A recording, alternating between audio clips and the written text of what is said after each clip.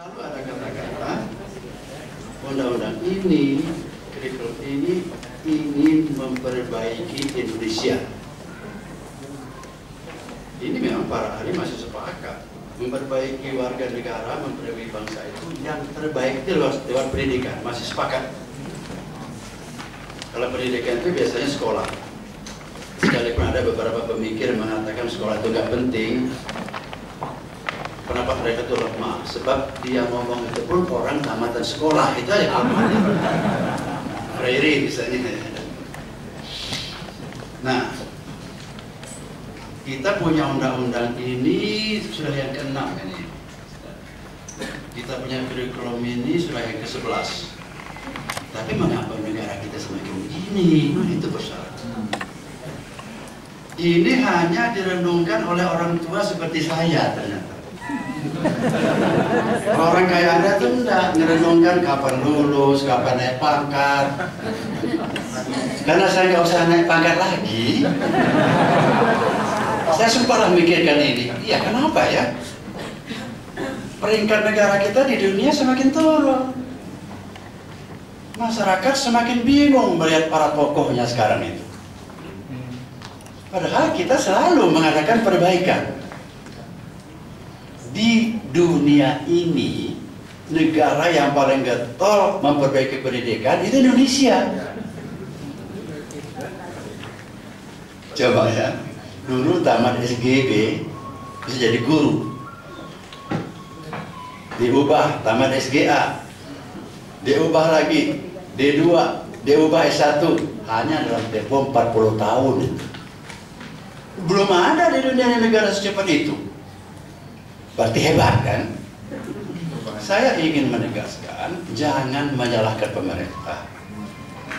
Pemerintah kita itu termasuk negara di dunia ini yang paling memperhatikan pendidikan. Dilihat dari kebijakan-kebijakan dikeluarkannya. Sampai pelatihan itu tidak hafal Anda itu. Belum habis ini ada pelatihan lagi. Sampai ada guru yang kerjanya itu ditugasi mengikuti pelatihan. Iya. Kalau digilir gurunya kacau pengajaran, jadi udah usah kamu ngajar. Ikut pelatihan aja, nanti pulang nanti temannya, kira-kira gitu. Jadi pertama, jangan menyalahkan pemerintah dalam arti kurang perhatikan dunia pendidikan, itu salah itu. Ini ada orang pemerintahan. Banyak sekali kerjanya itu. Cuman kenapa hasilnya masih begini-begini juga? Nah itu aja persoalannya. Lalu pemerintah mengatakan nggak tahu kami, pokoknya ini yang baru. Termasuklah kurikulum baru ini. Nggak jelas benar di latar belakangnya. Saya belum yakin kurikulum baru ini. Kenapa? Karena yang dulu-dulu juga begini. Misalnya kurikulum baru ini ada 3 berbasis karakter. Menciptakan murid yang kreatif dan yang kritis. Ini kan 3 nih ciri kurikulum. Ini sudah ada semua di kurikulum yang lewat-lewat itu. Kalau sudah ada berarti hasilnya sama nanti. Makanya wajar kalau DPR ada yang mau mencegah. Para ahli mau mencegah itu wajar-wajar saja karena masih berpikir ada norma. Tapi karena sudah lama dikerjakan, laksanakan saja gimana nanti. Nah kira-kira gitu. Gimana nanti? Nah ramalan saya tidak akan ada apa-apa. Kalau ada wartawan silakan dimuat. Saya ini. Alasan saya dulu juga begitu. KTSP begitu, mau gemuruh. Nah karena keadaannya sama ya mungkin hasilnya juga akan sama. Kalau di kuliah di S2 S3 saya katakan saya berani taruhan.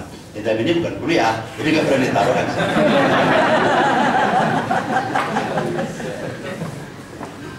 Saya akan mencoba berusaha pendek saja. Waktu Aan Hasanah itu membuat disertasi mengenai membuat Grand Design pendidikan karakter bangsa, itu hampir saya kendalikan 100%. Saya promotornya. Kenapa? Karena ini diperlukan negara. Mula-mula dia ingin bikin disertasi pendidikan karakter di SMP. Jangan, bikin babonnya yang nanti bisa diturunkan ke SD, ke berbagai sekolah. Nah karena dia murid, saya guru, pasti saya menang. akhirnya jadi.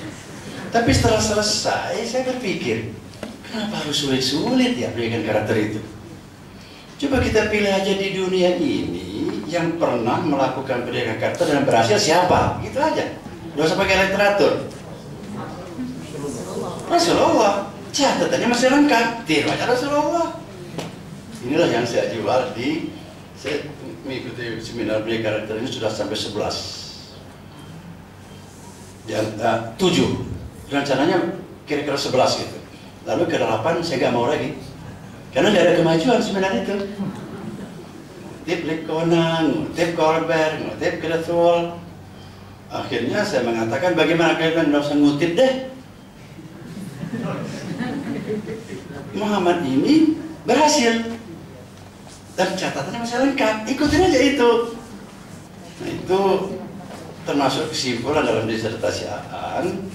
Jadi maksud saya begini, buku pendidikan karakter yang terbaik yang saya tahu itu buku Aan ini, karena saya promotornya.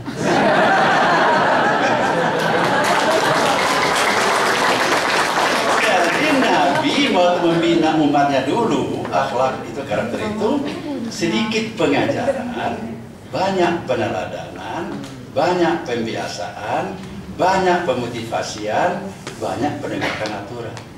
Itulah inti disertasi Aan dan sudah tersebar luas sekarang. Terbayanglah kesulitannya. Tak kira negara dalam keadaan begini, siapa yang meneladankan? Bingung. SBY jadi teladan. Harga minyak aja dia sudah pusing. Ragu-ragu, tidak jelas. Ini komentar TV, bukan komentar saya. Padahal pemimpin tidak boleh ragu. Pemimpin itu jangan mengatakan mungkin. Kalau dosen biasa, ini mungkin begini. Pemimpin nggak bisa, tapi bingung nanti lakukan mungkin. Soal salah nanti diralat kalau pemimpin mah. Jadi kalau ya ini pendidikan itu sebetulnya gunanya untuk memperbaiki negara. Tapi yang mana itu? Ternyata setelah diusut, itu pendidikan agama sebetulnya.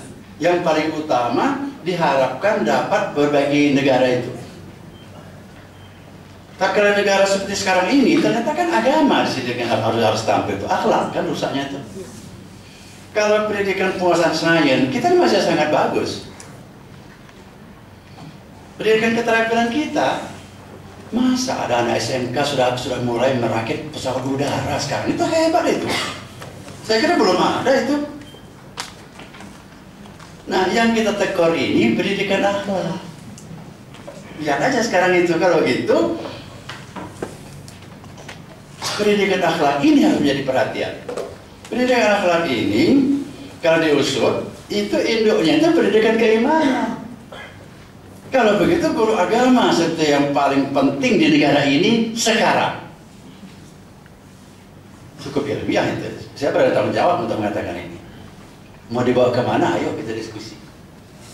Jadi kalau mau memperbaiki negara sekarang ini, guru agama ini sebetulnya yang harus digenjot ini. Lalu kalau saya sebagai presiden saya mengatakan, kan dari dulu sudah ada guru agama. Ini jadi persoalan. Jangan-jangan fakultas tarbiyah ini yang salah. Iya. Yang dulu tapi Pak.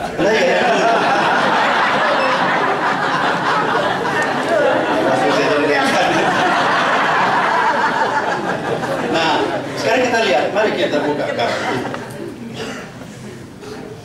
Begini Bapak, jadi pendidikan agama di Indonesia ini untuk madrasah itu proyek dulu ya, sudah cukup bagus itu. Yang di sekolah ini yang jadi masalah ini. Sebab data menunjukkan anak madrasah tawuran itu susah mencarinya. Tapi anak sekolah yang banyak, tingkat SMA dan SMK. Kalau itu sebagai indikator kegagalan pendidikan agama. Nah, lantas di mana ini letak persoalannya? Maksud saya, pengarahan singkat ini dapat menjadi bahan bagi dekan fakultas untuk berpikir lagi bersama teman-temannya barangkali memang harus ada yang diperbaiki di LPTK ini, khususnya di jurusan PAI. Mari kita mulai dengan pemikiran, guru agama yang ideal itu siapa sih? Nabi Muhammad atau ulama? Tapi ulama ini mulai kabur lagi, itu ulama yang mana? Pernahkah terpikir, waktu saya menjadi dekan, tidak pernah terpikir gambaran tujuan jurusan PAI ini ialah idealnya tuh pribadi Muhammad. Jadi mungkin nanti daftar tujuan di PAI itu ada guru lulusan PAI ini S1 itu haruslah orang zuhud, orang jujur, orang bersih badannya. Itu ada 19 itu sifat Nabi itu yang ada dasar-dasar hadisnya. 19 itu. Nomor 20 nanti menguasai agama dan pandai mengajarkannya. Nomor 20 itu. Menguasai matematika sampai SMA dan terampil mengajarkannya.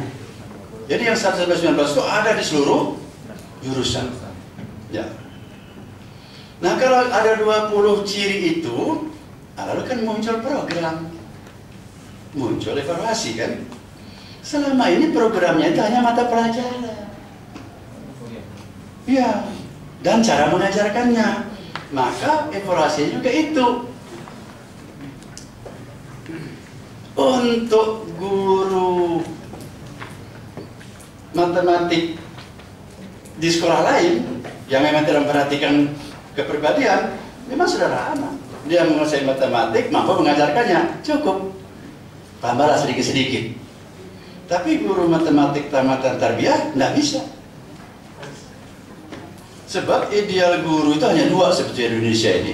Batara Guru atau Muhammad. Itu guru ideal kita itu. Batara Guru bisa sebetulnya.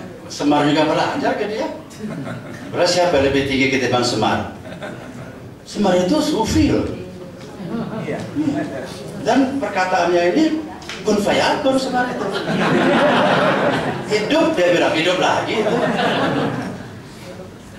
Nah, ini kesulitannya Bapak Dekan, Pak Kabid.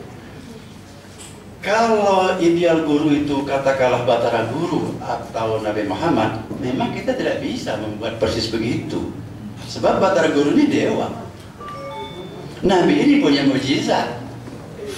Sementara guru yang kita dididik tidak. Tapi tetap saja ideal guru kita itu Kanjeng Nabi. Maka seluruh sifat Nabi harus ada di sifat guru kita. Dan diprogram, dikontrol, dan dievaluasi. Plus keahlian mengajarnya, satu bidang studi. Nah, waktu saya jadi dekan, tidak terpikir ini. Ada kesalahan saya juga kalau guru-guru sekarang ini kurang bagus. Iya. Tapi lama-lama setelah saya mulai tua, oh ini ada kesalahan fatal. Fatal itu.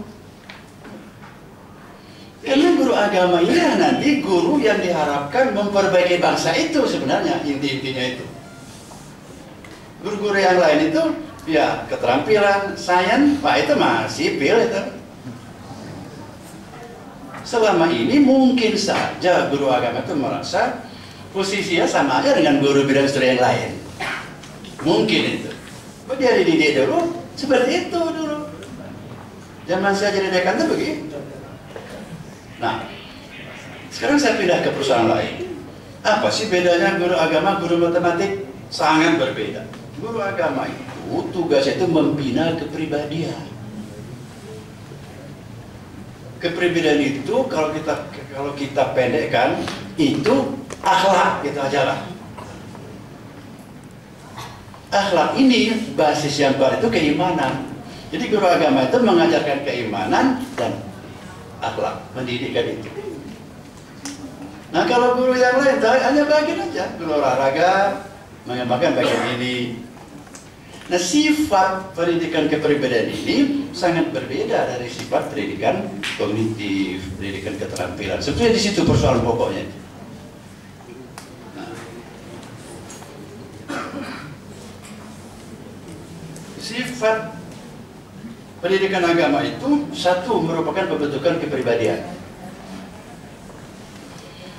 Pembentukan kepribadian ini nantinya akan menurunkan metodologinya. Bagaimana itu menghasilkan guru agama?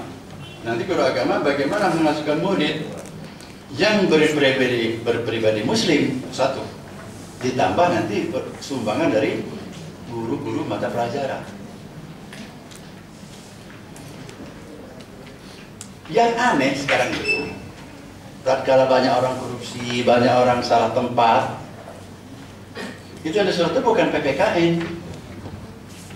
Padahal itu tujuan pelajaran PKN sebenarnya, menjadi warga negara yang good citizenship. Tapi ada sesuatu guru agama.